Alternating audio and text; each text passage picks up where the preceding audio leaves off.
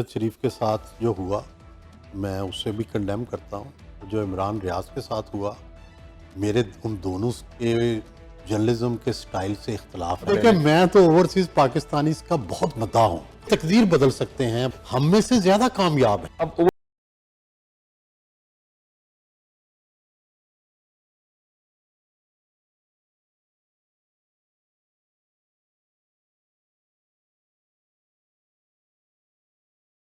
Kala Bagh dam بنانے کا فیصلہ شاید کریں کر نا، دیں، کیا پتہ کر نہیں دیں پہلے کر دیں نا، آپ کا تو سب خیال سے ہے؟ بڑا فیصلہ تو پھر یہ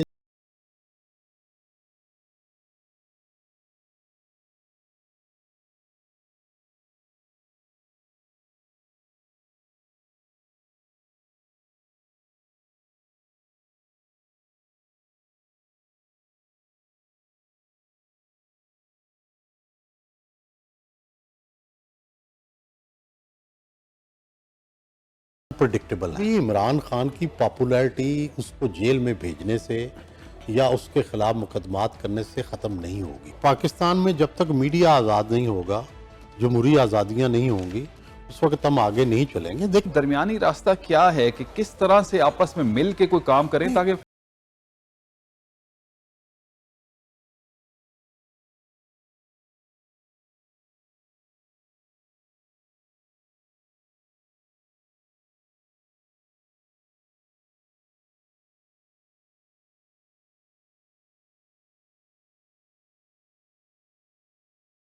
علیکم خواتین و حضرات، کیسے ہیں آپ کے موڈ کیسے ہیں، آپ کے مزاج کیسے ہیں؟ میں آپ کا ہوسٹ و دوست ارشد بھٹی ہوں۔ آن ایئر ارشد بھٹی میں آپ کو خوش آمدید کہتے ہیں۔ خدا رب کریم آپ کو خوش رکھے، سلامت رکھے، ہنستا مسکراتا رکھے۔ اللہ رب کریم آپ کو آسانیاں عطا فرمائے اور آسانیاں تقسیم کرنے کی توفیق عطا فرمائے، آمین ثم آمین۔ پاکستان سے جب بھی خاص مہمان یہاں آتے ہیں، ہماری بڑی کوشش ہوتی ہے کہ ان سے آپ کی ملاقات کرائیں۔ ایک ایسی آواز، ایک ایسی شخصیت، ایک ایسا چہرہ جس سب جانتے ہوں گے، پاکستان کے ٹیلی ویژن دیکھنے والے اچھی طرح سے واقف ہوں گے۔ ایک عرصہ انہوں نے گزار دیا، کالم نگار ہیں، صحافی ہیں، اینکر ہیں، اور اس کے ساتھ ساتھ بہت سے پروگرام جو ہیں انہوں نے کیے ہیں، اور میرے خیال 600 سے زائد پروگرام شاید کر چکے ہیں۔ جی ہاں، سہیل وڑائچ صاحب، جنہیں سہیل سرور سلطان ایکچولی نام ان کا، اور وڑائچ پھر مقبول ہو گئے، آج ہمارے ساتھ موجود ہیں۔ خوش آمدید کہیں گے سہیل صاحب، السلام علیکم۔ السلام علیکم۔ کیسے ہیں آپ سر؟ خیریت، ٹھیک ٹھاک ہیں؟ تھینک یو بھٹی صاحب، ویری کائنڈ آف یو۔ ہم 2-3 دن سے تقریباً ہر روز ہی مل رہے ہیں۔ بالکل صحیح ہے۔ آپ ریگولرلی تقریباً نارتھ امریکہ میں آ رہے ہیں، اور ابھی آج اس سال جب آئے ہیں، کیا فرق آپ دیکھتے ہیں ہمارے کینیڈین اوورسیز پاکستانی میں؟ کچھ فرق کتنے سالوں میں کچھ لگا؟ کچھ بہتری نظر آئی ہے، کچھ کمی نظر آئی ہے؟ نہیں، بڑی بہتری نظر آئی ہے۔ ایک تو پولیٹیکلی زیادہ کانشیس، پولیٹیکلی زیادہ اویئر میں دیکھ رہا ہوں۔ سارے اوورسیز پاکستانیز پہلے سے زیادہ ہو گئے ہیں، پولیٹیکلی ایکٹیو ہو گئے ہیں۔ اور پہلے میں تو بہت سالوں سے آ رہا ہوں، پہلے تو وہ پاکستان کے پولیٹیکل سسٹم کے بارے میں نہ سوچتے تھے، نہ بات کرتے تھے، نہ ان کی دلچسپی ہوتی تھی۔ اب اوور سینسٹیو ہو گئے ہیں، اور پاکستان کے پولیٹیکل سسٹم پر، پاکستان پر بڑے سوال اٹھاتے ہیں۔ اچھی بات ہے، اس سے پاکستان کو بہت فائدہ ہو سکتا ہے اگر یہ پازیٹیولی لیا جائے۔ صحیح۔ اگر ہم نیگیٹیولی لیے جائیں تو ظاہر ہے اس کا تو کوئی جو ہے اس سے تو نقصان ہوگا۔ میرا خیال ہے اس کو پازیٹیو لینا چاہیے، صحیح۔ اور پاکستان کو ان کے ویوز سے یہ سیکھنا چاہیے کہ پاکستان میں کانسٹیٹیوشنل گورنمنٹ، اور پاکستان میں جمہوریت، پاکستان میں سول حکمرانی، اور پاکستان میں میڈیا کی آزادی جو ہے، ان کے پرنسپلز جو ہیں ان پہ لوگ اکٹھے ہوں، صرف چند پولیٹیکل جو بینیفٹس ہیں ان پہ نہ جائیں۔ صحیح۔ اگر اصولوں پہ یہ سارے متفق ہوں گے تو اس سے پاکستان کو زیادہ بینیفٹ ہوگا۔ صحیح۔ سہیل صاحب، جیسے آپ نے کہا 2-3 دن سے ہم ملاقات کر رہے ہیں، آپ گفتگو کرتے ہیں، کچھ بات کرتے ہیں۔ آج آپ صبح جب آپ سے بات ہو رہی تھی، آپ نے کہا کہ ہمیں یہاں کے شعور کی ضرورت ہے پاکستان میں۔ کیسے ہم جو کینیڈین پاکستانی اوریجن ہے، کیا فرق ڈال سکتے ہیں؟ کیسے مدد کر سکتے ہیں؟ کیسا شعور ٹرانسفر کر سکتے ہیں؟ دیکھیں، میں یہاں پہ لوگ بہت زیادہ جذباتی ہیں، اور بعض اوقات ہیومر جو ہے، جو کہ ہم پاکستانیوں کے مزاج کا حصہ ہے، وہ بھی نہیں سنتا ہے۔ تو جب میں یہ کہتا ہوں کہ بھئی آپ ہمیں ڈالر تو بھیجتے ہیں، شعور بھیجیں، صحیح۔ تو بعض اوقات لوگ نہیں اس کو سمجھتے۔ دیکھیں، ہمارے ہاں بڑی مشہور مثال ہے کہ کسی بیوہ کو 2 طریقے ہیں مدد کرنے کے۔ ایک طریقہ یہ ہے کہ اس کو سلائی مشین دے دیں और वो कमाई करने लग पड़े।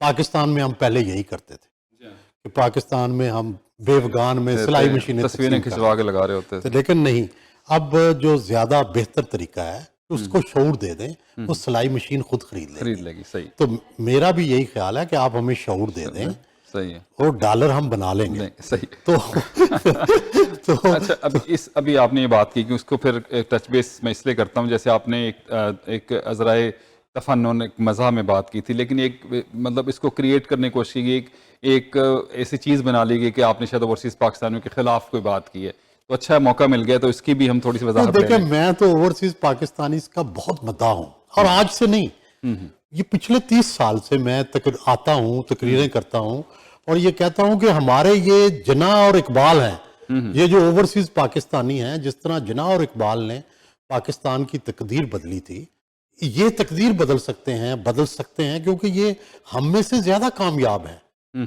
और हम में से ज्यादा बाशऊर हैं। ऐसे मुआशरे में रहते हैं जहाँ पे जमहूरियत है, जहाँ पे आइन की हुक्मरानी है, जहाँ पे ये सब कुछ है।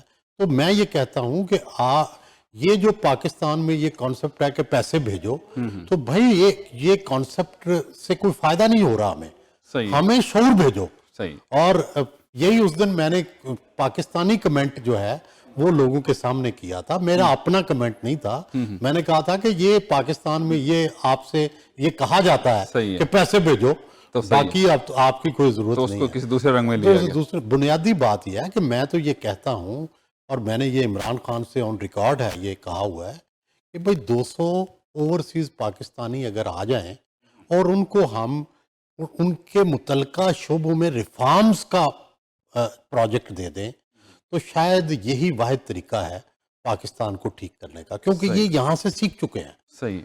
ये हैं पाकिस्तानी ब्लड, लेकिन इनके अंदर यहाँ की प्रैक्टिस, यहाँ का शऊर आ चुका है। तो वो शऊर ही हमें ज़रूरत है दुनिया में, अब और किसी चीज़ की ज़रूरत नहीं है, शऊर की ज़रूरत है। टेक्नोलॉजी ट्रांसफ़र करें, बहुत सारी दूसरी चीज़ें करें, लेकिन सुहेल साहब, मैं 20 साल से यहाँ पे हूँ। अगर हम ये देखें कि पाकिस्तानी और कनेडियन गवर्नमेंट के जो ताल्लुकात हैं वो उस तरह से, मतलब कोई बायलैटरल इनके कोई टूर्स नहीं है। मेरे ख्याल शायद वाली बात है, एक दफ़ा परवेज़ मुशर्रफ साहब थे ओटावा में, मैंने किसी प्राइम मिनिस्टर को नहीं आते हुए देखा। एक्स प्राइम मिनिस्टर शायद राजा परवेज़ मुशर्रफ साहब आए थे, वज़ीर ख़ारजा बहुत कम, ऐसे ही यहाँ से शायद 1 या 2 प्राइम मिनिस्टर पाकिस्तान का 1 दिन का दौरा किया है, और जो ट्रेड हमारा वो भी नहीं है। तो इसके लिए हुकूमतों के दरमियान भी तो ताल्लुक ज़रूरी है ना। G2G होना चाहिए, लेकिन बुनियादी बात यह है कि ये जो आप ओवरसीज कनेडियन है ना, ये आपकी वजह से होगा। अदरवाइज तो हम इतने दूर थे कि मुझे याद है ये जो ट्रूडो हैं इस वक्त वजीर आजम, इनके जो वालिद ट्रूडो थे वो भी वजीर आजम थे, और उन्होंने जिस वक्त भुट्टो साहब की फांसी हो रही थी तो इन्होंने अपील तो सब मुल्कों ने की थी, लेकिन इन्होंने अपील से भी ज्यादा कोशिश की थी, क्योंकि he was a friend of mister Bhutto. तो तलकात तो हमारे उस जमाने से हैं, ठीक है, हमने इनसे कुछ टेक्नोलॉजी भी ली थी। आपको याद होगा जो हमने जो इलेक्ट्रॉनिक एटॉमिक वो बनाया है कराची में, कैनोप, वो यहाँ से हमने लिया। तो इसका मतलब है कि हमारे रिलेशनशिप तो हैं बहुत पुराने। लेकिन सवाल ये है कि मैं यूके की मिसाल देता हूँ कि वहाँ जो ओवरसीज पाकिस्तानी हैं, उन्होंने इतना, उनका इन्फ्लुएंस बढ़ गया है कि सबसे बड़ा प्रोग्राम जो इस वक्त पंजाब में चल रहा है उसको डेफिट कहते हैं, और वो डेफिट का प्रोग्राम जो है वो यूके गवर्नमेंट की सपोर्ट से एजुकेशन और हेल्थ, इसमें इन्वेस्टमेंट कर रहे हैं वो, और उसकी मॉनिटरिंग भी यूके कर रही है। सही। और उसकी वजह क्या है? ओवरसीज पाकिस्तानी। और बरतानिया इजराइल से ज्यादा पाकिस्तान को पैसे दे रहा है। तो इसी तरह जब आप यहाँ के पॉलिटिकल सिस्टम में दाखिल होंगे तो G2G यानी कनाडा के साथ हमारे तल्लुकात बेहतर होंगे। जब आपका इन्फ्लुएंस बढ़ेगा, जैसे आप लोग अब एमपीज बन रहे हैं, हमारे 6 एमपी हैं, और मेरा ख्याल है अब अगली जनरेशन और जाएगी, और जब जाएंगे तो फिर उससे डेफिनेटली इन्फ्लुएंस बढ़ेगा। हम 5 से 6 लाख पाकिस्तानी कनेडियन हैं, बहुत बड़ी तादाद है, इसीलिए अच्छा सर, मुख्तलिफ लोगों के बारे में कॉन्सेप्ट है, अमेरिका के हवाले से बात की जाती है, बरतानिया में बहुत पाकिस्तानी है, पाकिस्तान में बैठ के कनेडियंस के बारे में क्या तासुर लोगों का निकलता है कि बस कनाडा में जाना है, कमाना है, या क्या कॉन्सेप्ट क्या होता है कनेडियंस के बारे में? एक तो ये है कि यहाँ के जो कनाडा के पाकिस्तानी है ना, یہ نسبتاً باقی اوورسیز پاکستانیوں سے ڈیفرنٹ ہے.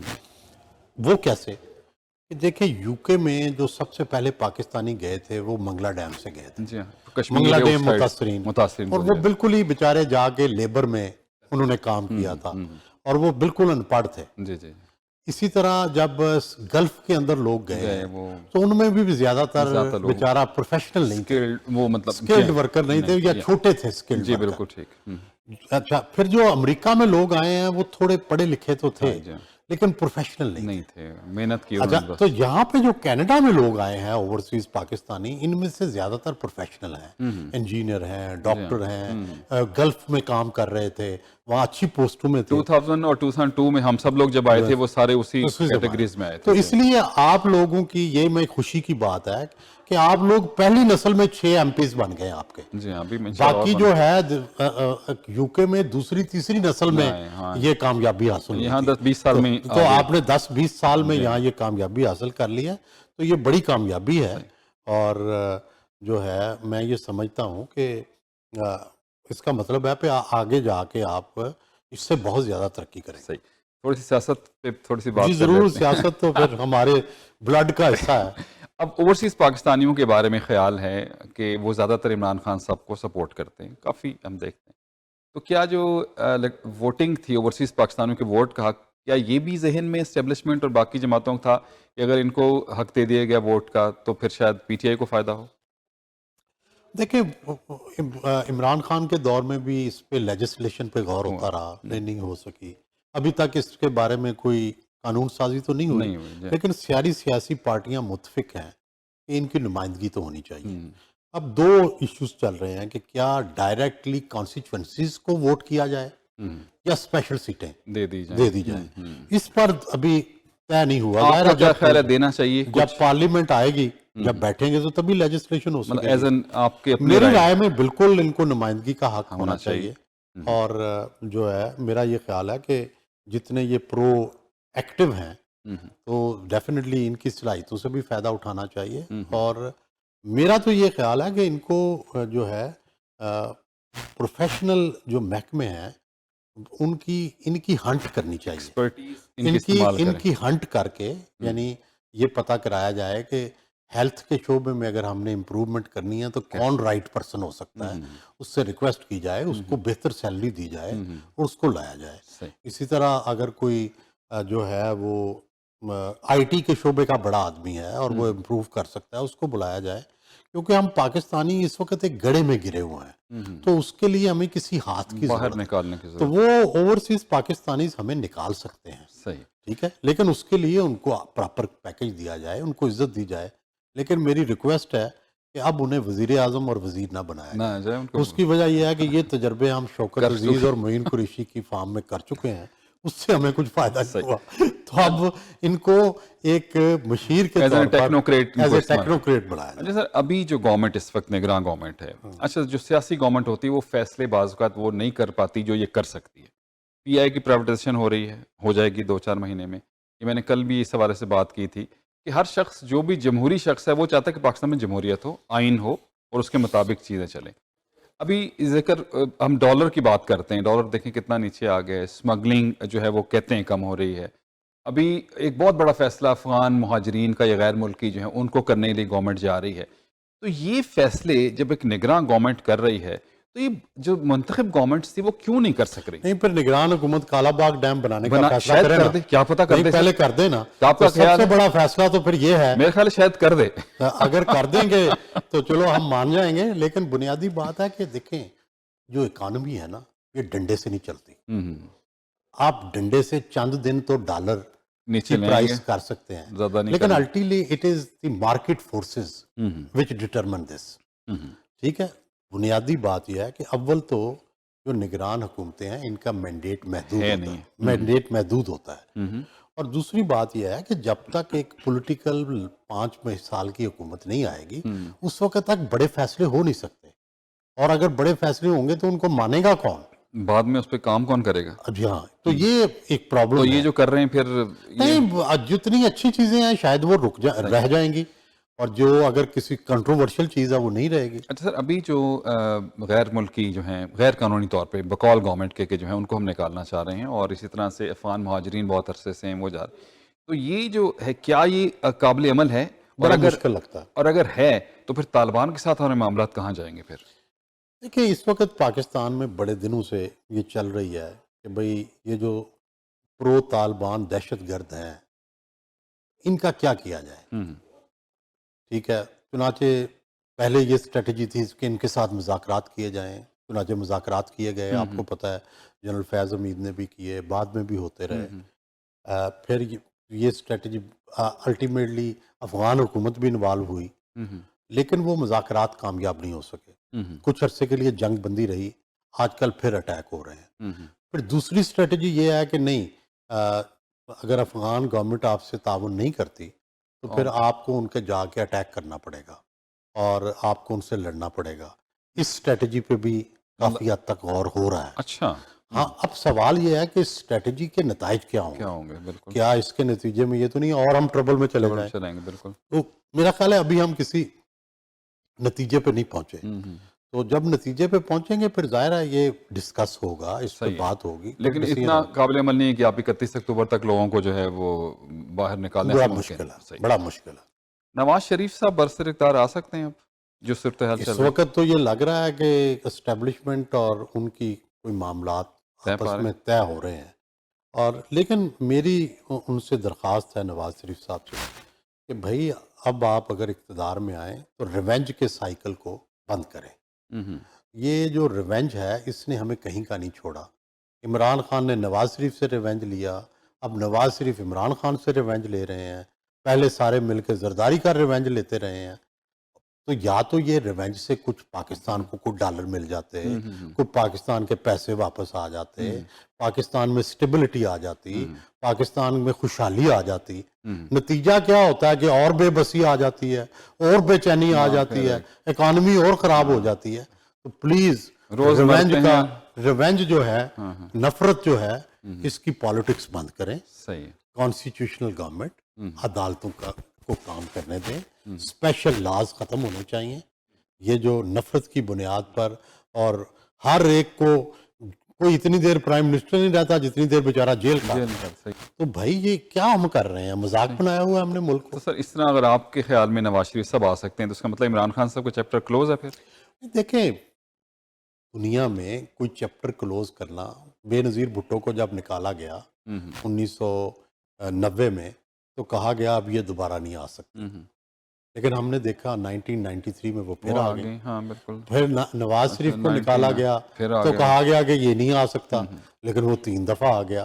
تو اس طرح عمران خان کی بھی فالوئنگ موجود ہے. میرا یہ خیال ہے کہ پی ٹی آئی کو اپنی تھوڑی سی اسٹریٹجی چینج کرنی چاہیے. میں نے پاکستان میں بھی یہ کئی ٹاک شوز پہ کہا ہے کہ بہتر ہوتا کہ عمران خان 9 مئی کے واقعے کی نہ صرف کنڈیم کرتا بلکہ اس میں انوالو جو چند لوگ تھے ان کو نکال دیتے. پارٹیاں ایسے کر دیتی ہیں، بعد میں ان کو لے لیتے اور اپنے آپ کو بری الذمہ قرار دے دیتے. ٹھیک ہے، تو شاید یہ واقعات نہ ہوتے. اب بھی میرا خیال ہے کہ دیکھو یا تو ہم اتنی پولیٹیکلی اتنے سٹرانگ ہوں کہ فوج سے لڑ کر اس کو شکست دے لیں. وہ ممکن نہیں ابھی. وہ ابھی یا 9 مئی کو بھی نہیں دے سکے اور ابھی بھی مجھے سوچ نہیں آ سکتی کہ ساری پولیٹیکل پارٹیاں بھی مل جائیں تب بھی ایسا ممکن نظر نہیں آتا کہ آپ ایک مسلح افواج کے خلاف آپ جو ان کو زیر نگین کر سکیں اور ان کو ڈکٹیٹ کر سکیں. تو اب دوسرا راستہ کیا رہ جاتا ہے کہ آپ کا ایک حریف تکڑا ہے تو آپ اس سے مذاکرات کریں گے، کوئی راستہ نکالنے کی کوشش کریں گے. تو میرا پہلے عمران خان راستہ نکال کے ہی آئے ہیں نا. 2018 کے الیکشن میں فوج اور وہ اکٹھے تھے.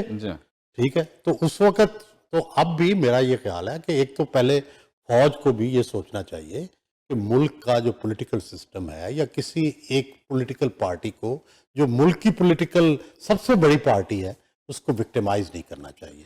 اور جو ہے عمران خان کو بھی فری ہینڈ دینا چاہیے اور دوسروں کو بھی فری ہینڈ. جو گراؤنڈ ریئلٹی ہے جو دیکھتے ہیں، جیسے کوئی بائی الیکشنز ہوئے، عمران خان کی مقبولیت کو بہت زیادہ تو نقصان نہیں پہنچا. मतलब जो نہیں ابھی تک دیکھیں جب تک इलेक्शन नहीं होते جب تک دیکھو پیپلز پارٹی جو ہے اس کو ضیاء الحق کے دور میں 11 سال تک بھٹو کا نام لینے پر اس کی تصویر چھاپنے پر پابندی تھی لیکن 88 میں الیکشن ہوا پھر پیپلز پارٹی جیت گئی تو اب بھی عمران خان کی پاپولیرٹی اس کو جیل میں بھیجنے سے یا اس کے خلاف مقدمات کرنے سے ختم نہیں ہوگی یہ کبھی اسٹریٹجی کامیاب نہیں ہوتی صحیح یہ ووٹ بینک کبھی اگر ختم ہوگا تو عمران خود ہی ختم کرے گا اپنی غلطیوں سے ٹھیک ہے جیسے پیپلز پارٹی نے اپنی غلطیوں سے ختم کیا ہے یا نواز شریف گورنمنٹ نے 16 مہینے میں اپنی غلطیوں سے ختم کیا ہے تو یہ اور کوئی ختم نہیں کر اچھا سکتا سر ابھی جب ہم دیکھتے ہیں 75 سال میں آپ دیکھ لیں ماشاء اللہ رہا ہم بڑی سول حاکمیت کی بات کرتے ہیں مطلب فوج یا ملٹری اسٹیبلشمنٹ جو ہے ایک حقیقت ہے اب یہ جمہوریت میں تو ہم یہ کہہ نہیں سکتے کہ ان کا کوئی حصہ ہونا چاہیے لیکن اوورآل کوئی درمیانی راستہ کیا ہے کہ کس طرح سے آپس میں مل کے کوئی کام کریں تاکہ ملک کی ترقی ہو جمہوریت میں تو کوئی چانس نہیں کہ دیکھیں میں اکثر یہ کہتا بھی ہوں اور اسی طرح سوچتا ہوں کسی بھی دنیا میں جو فوج ہے وہ اس نے خود ہی ہمیشہ فیصلہ کیا ہے کہ ہم پالیٹکس میں نہیں آئیں گے اور پاکستان کی فوج کو بھی کوئی مجبور نہیں کر سکتا انہیں بھی خود فیصلہ کرنا پڑے گا طاقتور آدمی کو خود فیصلہ کرنا پڑتا ہے کہ میں اس کے حریف تو اس کو ہرا نہیں سکتے تو اس کو خود فیصلہ کرنا ہے کہ کیا مجھے یہ سوٹ بھی کرتا ہے کہ نہیں دیکھیں مارشل لا ہمیں سوٹ نہیں کی ہے فوج کی مداخلت ہمیں سوٹ نہیں کی اس لیے فوج سے توقع یہی کی جاتی ہے کہ وہ بجائے اس کے کہ وہ سب کی محترم ہے سب کی مشترک فوج ہے سارے اس سے لو کرتے ہیں تو وہ کسی ایک فریق کی ساتھی نہ بنے وہ سب کی مشترکہ فوج رہے سب کی متفقہ اور متحدہ فوج رہے اور اسی سے پاکستان جو ہے ترقی کر سکتا ہے وہ مداخلت نہ کرے ہماری سرحدوں کی بھی حفاظت کرتی ہے ہمارے ملک کو قائم بھی رکھا ہوا ہے ہماری انٹیگریٹی کی بھی ضامن ہے تو اس لیے ضروری ہے کہ وہ پالیٹکس میں انوالو نہ ہو سر ابھی جو صورتحال ہے ابھی ہم سب کہتے ہیں کہ سیاستدانوں کا احتساب ہونا چاہیے عدلیہ کی بہت بات ہے فوج کی بہت بات ہے کہ کوئی ایسا نظام اپنا تو چلیں کورٹ مارشل کرتے ہوں گے کوئی ایسا نظام ہے کہ عدلیہ کو بھی احساس ہو جائے جو انہیں غلطیاں کی ہیں اس کو درست کریں اور فوج کو بھی احساس ہو جائے کہ انہوں نے جو غلطیاں کی ہیں وہ درست کریں کوئی ایسا نظر آتا ہے آپ کو یہ کریں اپنا خود احتساب دیکھیں بنیادی بات یہ ہے کہ پہلے تو یہ طے کریں نا کہ ملک میں جمہوریت ہونی ہے یا نہیں کانسٹیٹیوشن ہونا ہے کہ نہیں کانسٹیٹیوشن کے اندر مثلا لکھا تھا آرٹیکل 209 جس میں یہ تھا کہ کوئی جج اگر مس کنڈکٹ کرتا ہے تو آرٹیکل 209 کے تحت سپریم جوڈیشل کونسل میں اس کے خلاف کاروائی ہوگی یا اس پہ غور کیا جائے گا اب ججز نے کیا کیا افتخار چودھری نے جب اس کے خلاف آیا تو انہوں نے وہ آرٹیکل ہی جو ہے اس کو ختم کر دیا تو یہ غلط ہے لیکن پالیٹیشین انہوں نے اپنی لیجسلیشن کی ہے کہ جی ہمیں صرف عدم اعتماد سے اتارا جا سکتا ہے یا الیکشن کے موقع پہ ہم خود ریزائن دیں لیکن ان کو اب کورٹ کے ذریعے بھی اتار دیا جاتا ہے تو یہ تو غلط ہے نا کہ جس کو لاکھوں کروڑوں لوگ الیکٹ کرتے ہیں اس کو تو آپ ایک کورٹ آرڈر 8 جج بیٹھ کے اتار دیتے ہیں اور جو جج نامینیٹڈ ہیں ان کا احتساب ہی نہیں ہو سکتا تو یہ ڈس بیلنس ہے ٹھیک ہے یہ ان بیلنسڈ ہے یہ ختم ہونا چاہیے جسٹس قاضی فائز عیسیٰ صاحب جو آئے ہیں ان کے آنے سے کوئی کیونکہ بہت سے لوگ کہتے ہیں یہ ایک طرف کے ہو جائیں گے ابھی جو آج کل ہیئرنگ روز چل رہی ہے ہم دیکھ رہے ہیں رات کو دیکھیں لوگ جو ان کو جانتے ہیں میں تو بہت کبھی قریب نہیں رہا لوگ کہتے ہیں انپریڈکٹیبل ہیں کچھ بھی کر سکتے ہیں کچھ بھی کر سکتے ہیں تو آپ دیکھیں کیا کرتے ہیں توقع تو یہی ہے کہ یار آپ کانسٹیٹیوشن پہ رول آف لا پہ میڈیا کی آزادی پہ جوڈیشری کی آزادی پہ کام کریں گے توقع یہی کرنی چاہیے میڈیا پہ ابھی آپ نے بات کی میڈیا کا جو حوالہ دیا ہے ابھی پچھلے جو ہم دیکھتے ہیں کہ اتنی پولرائزیشن تھی کہ صاف لگتا ہے کہ یہ چینل دیکھتے پر چلتا ہے کس کو سپورٹ کرے گا پچھلی جو گورنمنٹ چلے گی پی ٹی آئی اور جو اپوزیشن کے حوالے سے نظر آتا رہا ابھی بھی کہیں نہ کہیں ایسا لگتا ہے کہ میڈیا بائس نظر آتا ہے اور اپنے پاکٹس بنے ہوئے ہیں تو اس سے تو پھر آزادی جمہوریت کے لیے تو نقصان دہ چیزیں ہیں یہ دیکھیں پہلی تو بات یہ ہے کہ آج کل پاکستان میں میڈیا پہ کافی پریشر ہے تو آپ اس کو اس تناظر میں دیکھیں کہ ہم اتنے آزاد نہیں ہیں جتنے آپ آزاد ہمیں سمجھتے ہیں اور پاکستان میں جب تک میڈیا آزاد نہیں ہوگا جمہوری آزادیاں نہیں ہوں گی اس وقت ہم آگے نہیں چلیں گے دیکھیں باعث ہوتے ہیں لوگ لیکن उन बाइसेस पे भी आप पॉलिटिकल प्रिंसिपल्स को मद्देनजर रखते हैं। आप जो है अपने पाँव को नहीं काटते। कम से कम हमने जो गलतियां की हैं मीडिया ने, कि मीडिया की आज़ादी, यानी एक दूसरे पे जब जियो पे हमले हो रहे थे तो बाकी चैनल खुश हो रहे थे, और जब दूसरों पे खुश हुए तो हम दूसरों पे हमले हुए तो हम खुश हुए। ये गलत है, ठीक है। तो इसी का नुकसान पहुंचा है मीडिया की आज़ादी को। तो जब तक ये होता रहेगा कि जो मेरे दुश्मन को मार रहे हैं तो ठीक है, जब मुझे मार पड़ेगी तो गलत है, ऐसे नहीं होगा। अरशद शरीफ साहब का वाक़या हुआ, इमरान रियाज का वाक़या, उसमें दो डिफरेंट पहलू हैं। लोग कहते हैं कि शायद लाइन क्रॉस की या जो भी सूरत हाल बनी। अब ऐसी सूरत हाल में मीडिया की ग्रुपिंग सामने नज़र आती। कुछ लोग जो हैं वो बिल्कुल सपोर्ट, जो हो रहा है वो कहते हैं ठीक है, जैसे हो रहा है उसको होने दें। तो यहाँ कहाँ मीडिया का किरदार यहाँ कहाँ नज़र आया? देखिए, मेरी राय में तो मैं तो अरशद शरीफ के साथ जो हुआ मैं उससे भी कंडेम करता हूँ। जो इमरान रियाज के साथ हुआ, मेरे उन दोनों के जर्नलिज्म के स्टाइल से इख्तलाफ है। हम्म, मैं वैसी जर्नलिज्म नहीं करता। हम्म, तो लेकिन बहरहाल वो जर्नलिस्ट थे, और जर्नलिस्ट जो है उसको आज़ादी, देखें फ़र्ज़ करें मेरे से 100% भी किसी को इख्तलाफ है, लेकिन उसको ये हक तो है ना कि उस इख्तलाफ का इजहार करे। ज़ाहिर। तो मैं ये समझता हूँ कि मेरे से जो 100% भी इख्तलाफ रखे, उसको भी बात करने का उतना ही हक है जितना मुझे हक है। सही। तो जब तक हम ये रवैया नहीं रखेंगे, उस वक़्त तक हम आगे नहीं चल सकते। मैं अपने दुश्मन के इज़हार राय की जो आज़ादी है, उसको जब तक इंश्योर नहीं करूँगा, मेरी खुद आज़ादी ख़तरे में रहेगी। तो इसलिए मैं बार-बार कहता हूँ कि असूल पर आएँ, तेरी मेरी में ना पड़ें। हाँ, जो है कि मेरा मेरी आज़ादी तो बड़ी जनाब अहम है, आपकी और नहीं। आपकी आज़ादी अहम नहीं है। सही। मेरा कुत्ता कुत्ता है, आपका हाँ, कुत्ता टॉमी टॉमी। है, ये नहीं चलेगा। अच्छा सर, आपने सब, आप अपोजिशन में हो या गवर्नमेंट में हो, सब रहनुमाओं के साथ आपने इंटरव्यू किए हैं। आपने एक इतदाल पसंदी के साथ सारी चीज़ें की हैं। तो जर्नलिज्म में क्या ये जो रेड लाइन है उसके अंदर रहते हुए काम करना चाहिए, या जो लोग बहुत अग्रेसिव हो जाते हैं, कुछ बहुत लो डाउन चले जाते हैं, क्या आप कहते हैं कि देखिए जर्नलिस्ट कहाँ? नहीं, देखिए गुज़ारिश ये है कि हर बंदे का एक तबीयत, एक मूड, एक सोच, स्टाइल है। एक तबीयत होती है। हम्म, मैं शुरू से ही इत्दाल पसंद, धीमा लहजा, आहिस्ता चलने का कायल हूँ। मेरे से तेज़ दौड़ा नहीं जाता, मेरे से किसी को गालियाँ नहीं दी जाती, मैं किसी से लड़ नहीं सकता, ऊँची आवाज़ में बात नहीं कर सकता। आप इसे मेरी कमज़ोरी समझें या आप इसे मेरी तारीफ़ समझें, लेकिन सच यही है कि मेरे से ये होता ही नहीं है। तो इसलिए मैं तो उस कैटेगरी में जा नहीं सकता। तो बुनियादी बात यह है कि इसी तरह जो ऊंचा बोलते हैं, शायद वो आहिस्ता नहीं बोल सकते।